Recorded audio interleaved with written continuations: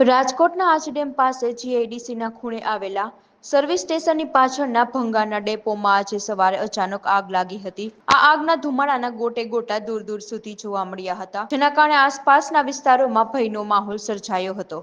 આ આગની ઘટનાની જાણ થતાં જ ફાયર બ્રિગેડની ટીમ તાત્કાલિક ઘટના સ્થળે પહોંચી હતી અને ફાયર બ્રિગેડના જવાનોએ ભારે જહેમત બાદ આગ પર કાબુ મેળવ્યો હતો। આ આગ લાગવાનું કારણ હજુ પણ અકબંધ છે, પરંતુ પ્રાથમિક તપાસમાં શોર્ટ સર્કિટના કારણે આગ લાગી હોવાનું અનુમાન લગાવવામાં આવી રહ્યું છે।